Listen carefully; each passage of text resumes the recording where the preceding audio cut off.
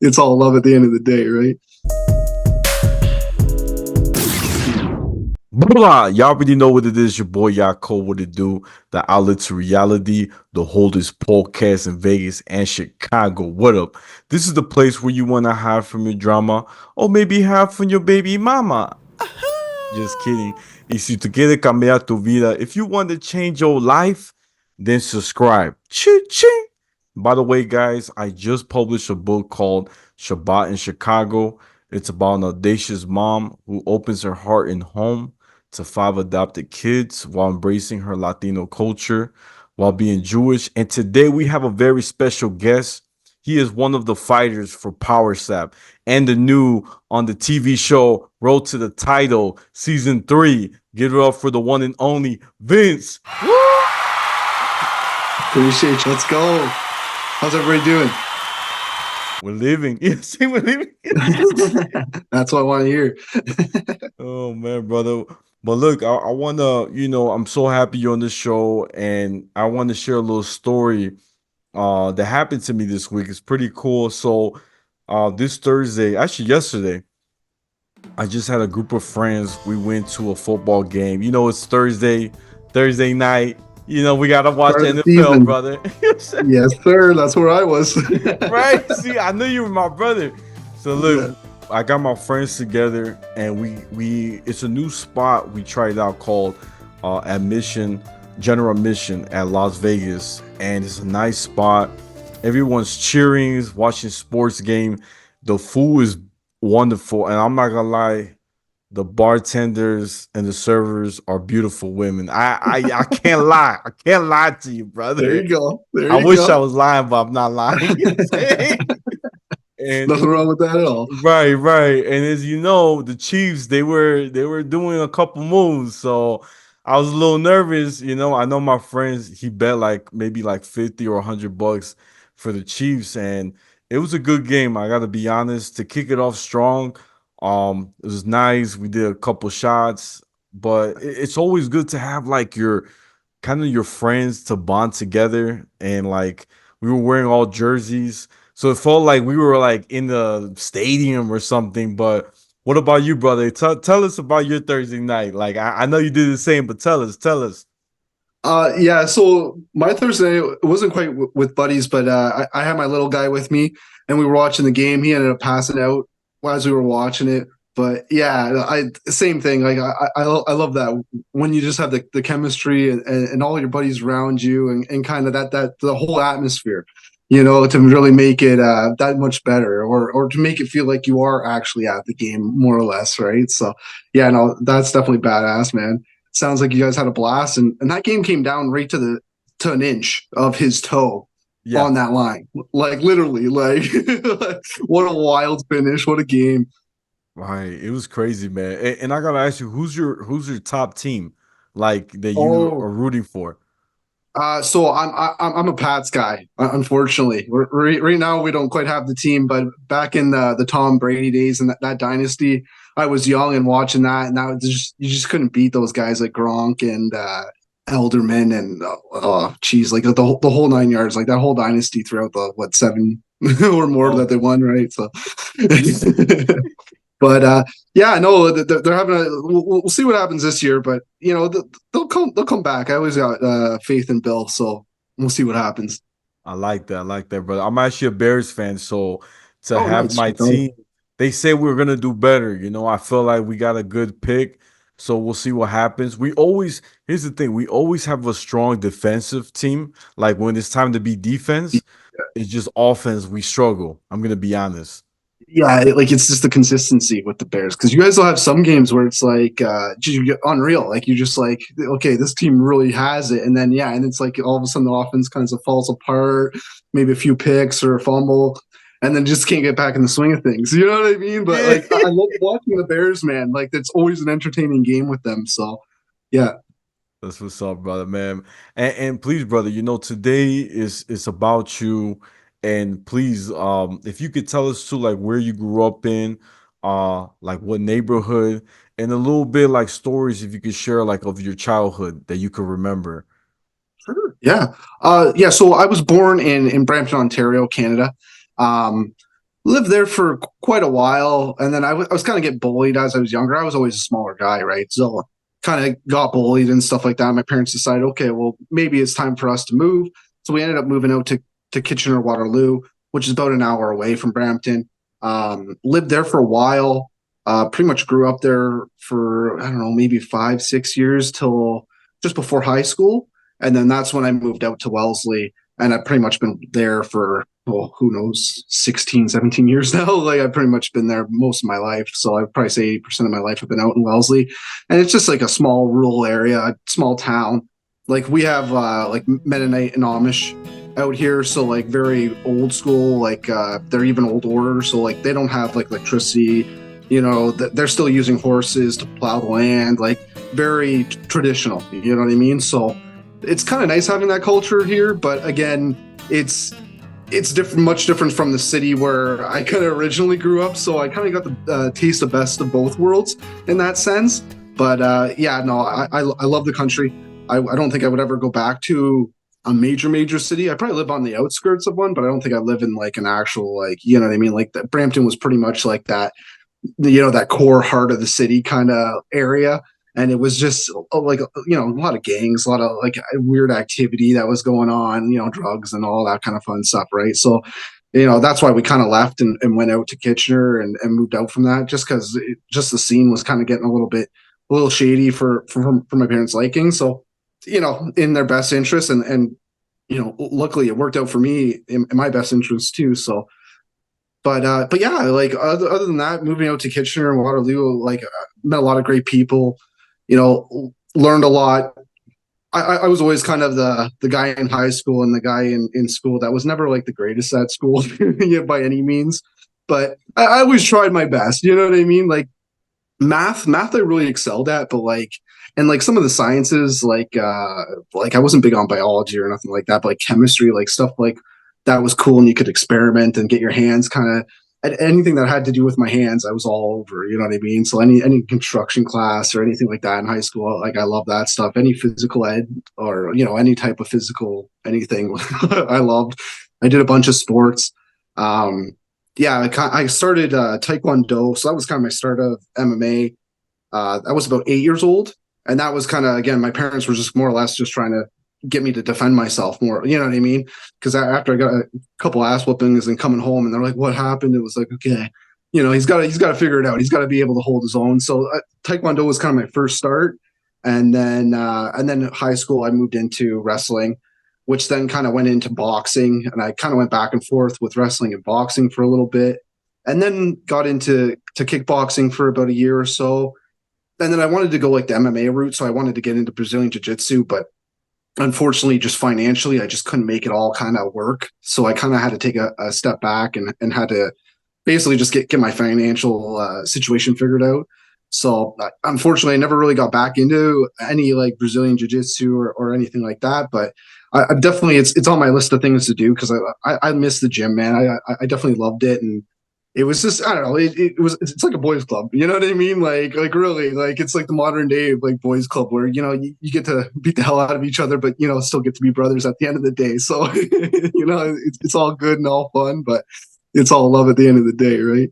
No, no, you did good. I was gonna say, man, it's amazing how, like, you move to different places, and I could relate to you, man, because I got bullied in high school. So it was tough. My first day of school, I had this kid, I was trying to figure out my locker, and your combination, and I didn't know it, so I got the First day little is the worst paper. too. Right, right. So this Yeah, big dude, he came out and he started punching my back out of nowhere. And he yeah, was a freshman too, but he was a big dude. And I guess he wanted to show that he was tough. So I kicked him real hard in the ribs, and he was like, "Ah," and we were going at it, and yeah. my teacher kind of broke us off. And luckily I do know, like, I know martial arts too, so I don't like to use it when it's not um how you say, only if it's to defend yourself, right, or to Yeah, if protect the it's not family. necessary, like you're not going to be the aggressor kind of thing, Right, right? Yeah. right, right. I gotta act like I don't know. You know what I'm saying? You know what I'm Hey, saying? sometimes that's the best way to do it. That's how I play. Like, hey, I don't know nothing until I gotta know something. Right, right. There's a famous quote that Bruce Lee always said, and it's my favorite thing he said. So it's a scene from a movie, but I love it. He says the guy was trying to challenge anybody, right? And he tells Bruce Lee, he's really testing Bruce Lee. He's like, Bruce Lee, I want to know what's your style, like your fighting style. Because he's trying to see like if he can beat it, right? And Bruce Lee goes, my style is fighting without fighting.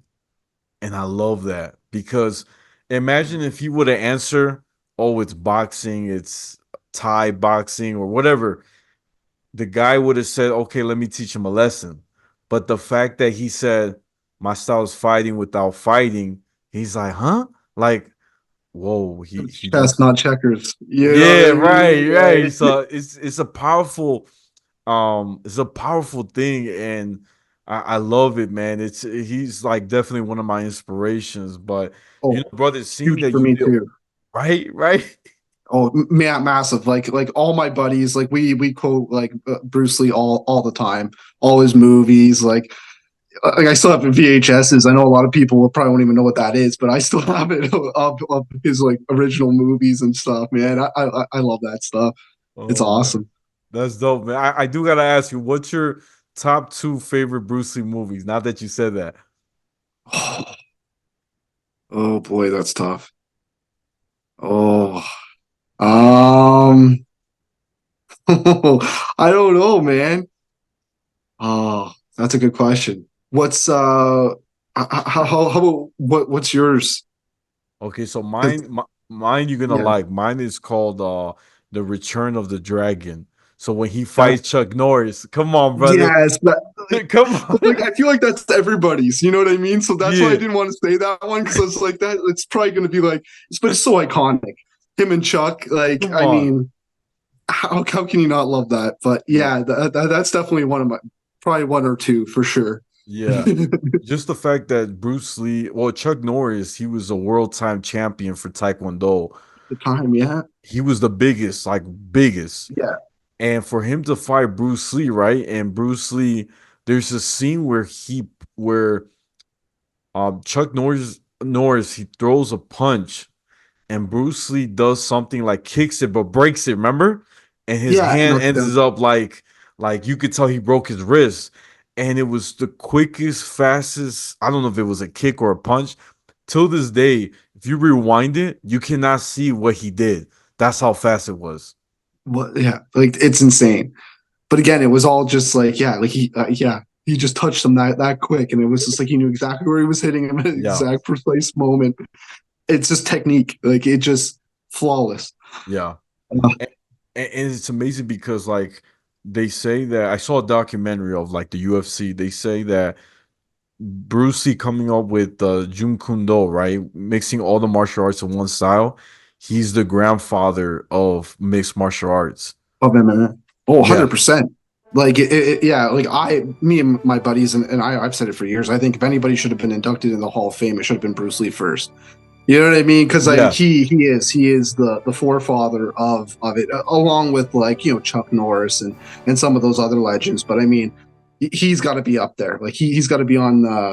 Oh, what's that mountain? Oh shoot, Mount Everest. yeah, or no, like with the faces and it has the presidents. Oh yeah, yeah. Um, I forgot what's it called. You know what I'm I'm going saying? blank. I'm going blank.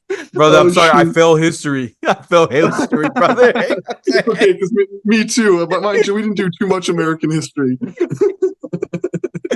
Oh It's man, all good. but no, I agree with you. I agree with you. And brother, please, if you could tell us too, like, if you can share, how did you get involved with Powerslap? If you can tell us, like, your journey.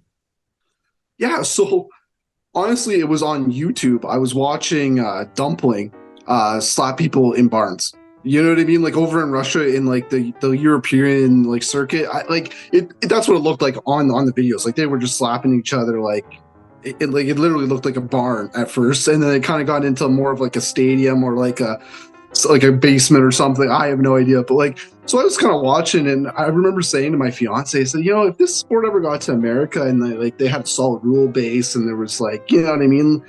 This could really blow up. And this was like years before even Powerslap happened. I think this was like back in like 2019, 2020, kind of like before the like pandemic or kind of in between there. And I kept seeing all these videos pop up. And then all of a sudden I saw like a US promotion pop up. And I started watching that and started becoming kind of a fan of that. And that was where like Darius and Ron, Wolverine, had that 27 slap showdown. Like it was just one of the greatest battles I think anybody's ever going to see. And I was pretty much hooked after that point. It was like, there's no way that someone human can take that much, like, you know what I mean? Like that many slaps and still be standing. Like it just blew my mind. So it's like, there's got to be a technique. There's got to be like a whole thing to this. So I started breaking it down, started trying to figure it out. And then Powerslap popped up. And I was like, okay, this is really interesting. Like this is gonna be huge. And I really thought and really believed it. And sure enough, it has. It's just been constantly exploding, and it seems like every year it's just growing and developing. And yeah, like it was. I think I applied back. It was season 2. It would have been mid-season 2. I think I sent in my first application, and all I got back was like another email kind of thing, like, "Hey, just send us some information." So I sent it back. Didn't really hear anything back. Couple months went by. I'm like, you know what? I'm going to put in another application. So I put in another one. Just being persistent, right? I was just like, well, maybe they forgot about me. I'm sure they got a lot of applications. You know what I mean? I kind of figured like this was kind of growing, and I could see like the followers just like every month was just like another million, like, you know what I mean? Or 500,000. So like, holy crap, this is really going. So I just figured they had their hands tied or whatever, and just kept applying. And then sure enough, I ended up getting the call. And they said, "Hey, like, do you guys, would you be available today for a video call?" Oh, yeah, of course. Like, let's do it. So sat down with one of these executive producers and one of the matchmakers, like the brass. And yeah, they kind of ran through some questions, kind of got a feel for me, kind of got a, kind of let me know on what to expect with the show and kind of what they were going for. And yeah, and it ended up happening where they ended up flying me out to Vegas. Yeah, like, and it was a wild experience. Like, obviously, you guys saw round 1, and yeah, it was just like, luckily, I was picked originally in the house, so the qualifiers had to fight into the house, but there was like 24 of us that got picked originally, so we were straight in the house, and I was fortunate enough to be one of those selected.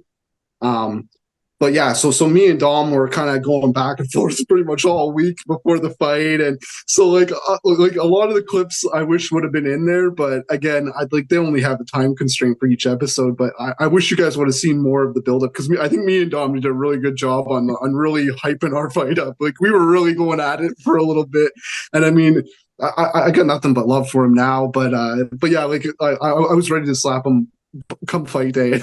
Wow. Going into round 1. So but yeah, no, it was a wild experience. Unfortunately, I can't say too much about round 2 yet, but I'm definitely excited. I'm definitely getting ready. It starts off with the lightweights. That's going to be incredible. Yeah, and they've already showed up already for the whole qualifiers tournament. That's already been a banger. So like there's gonna be more to come, and I'm excited for everybody to see, because we haven't seen any of the round 2 fights. Yeah, we kind of like, after round 1, we took a couple of days to kind of rest up, and one of the days we asked to watch video of our first fights, just to kind of get a better grasp of where our mistakes were and all that fun stuff, just like football or anything else, right? You look over the tape, right? So yeah, so we did that one in the days, and it was just really cool seeing your fight, and you know what I mean, and it just like, because a lot of it you have such an adrenaline rush, right? Like parts of it, like I kind of forgot, and I'm like, you know what I mean, like I thought went a different way, like I thought I looked a different way or something, right. And it's like, so it was kind of funny to see yourself and like, oh, okay, like this is how it actually kind of went down, right? And but yeah, great to learn from. And then, yeah, and then it was straight back into training and all the rest of it. And we got to cut weight at the PI. So, for me, that was legendary because like I've always wanted to be at the Apex. I've always wanted just to check it out. You know what I mean? Like, Right. just been such a huge part of history for MMA and that whole scene, right? So for me, I grew up like back in the day, like when I was a kid, I used to sneak down into the basement and watch UFC, like pay-per-view events and stuff like that. You know what I mean? Like Wow. I'd pay for the card myself off of my paperwork, like that kind of stuff. Yeah, like seriously, like I was huge fan. So I always wanted to be a fighter and fight for Dana White. So to even have this opportunity or even have him like 10 feet from me was like a holy shit kind of moment. You know what I mean? And I was truly grateful for it all. And yeah, just absolutely incredible to say the least. Wow, brother. And can you tell us like a little bit about the house? Like anybody that you got to get closer to throughout the show? Oh shoot. Oh, like I had a bunch of guys that I got actually really close with. Um, like a whole whackload of them.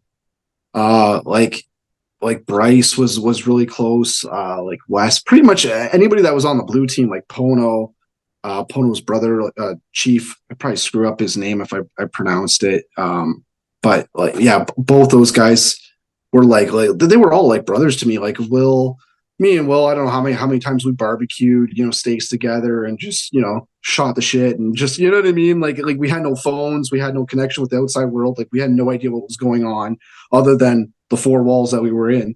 So it was like we really got to know each other and like we really got to talk about past experiences and different things. So you really got to learn and got to see who like the actual person that the people were. You know what I mean? It wasn't Yeah. just you couldn't just hide yourself. You know what I mean? Like eventually people were going to find you. Like there was a couple guys that kind of like sat in the corner and you could tell like the pressure was kind of getting to them a little bit. And like I'm always the type of guy to go hunt someone down like that and just go talk to them like, hey man, what's up? Like you just gotta chill, like just relax, like you know what I mean? Like and like hopefully help some of them and some of them unfortunately they didn't probably get the results they wanted, but I mean it is what it is. It's tough. Like it's a Yeah. pressure cooker in there. Like the house is not it's not as easy as everybody thinks. Like on TV, you see a few shots here and there and this, that. But like when you're in the thick of it and you got fights going on and this, that going on at all hours of the night. And sure enough, we had a little flu bug for the second half of the filming. Oh So yeah? pretty much oh yeah, man, like everybody got sick. Like me and Will and Ron were in the same room together and we all got it and we were pretty much down and out for like 2 days. Me and Will were just like basically like we were bunk beds and like we had bunk beds and we were bunky or whatever bunk buddies or whatever you want to call it. And and yeah, we were just sick, and like even the producers had to come in and like check on us because we just laid there. Like I literally got up, took a piss, drank some water, straight back to bed, man. Like it was For that bad, and real. I'm like, oh, and I'm a big baby when it comes to like being sick. I'm just used to my woman taking care of me. You know what I mean? Like throwing on a game, sitting on the couch, blanket on me, like have some chicken soup, whatever. You know what I mean? Like, but like it was just like you had to get up and take care of yourself, and like and then you got a bunch of dudes in the kitchen and you're just like, I'm not feeling this right now. So like I just go lay down, take an hour, wait till the kitchen died down, go do my thing a little bit, like make a little bit of something and then go back straight to bed. But yeah, man, it got a lot of us. And I don't want to spoil too much, but yeah, it was pretty crazy. It definitely put a couple twists and turns near the end of the season for some people. Anyways, but Oh. Damn, bro. That's why I'm glad you shared that story. I gotta be honest, that's a funny story, bro, by everybody getting sick. That's too funny. oh man, and then of course, like I know for myself, I was even worried. I was like, is the commission even going to let me fight? You know what I mean? Because I was like, I was so like, I just felt like garbage, right?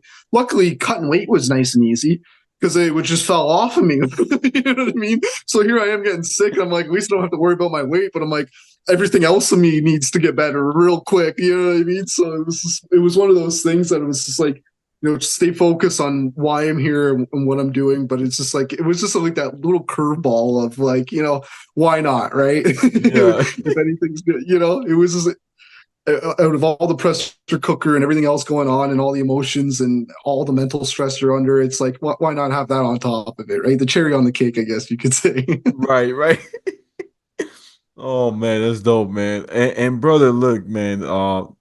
I want you if you could share for one of our last questions. What advice could you give to people that are striving, whether it may be power set, whether it be following their passion? What advice would you tell them?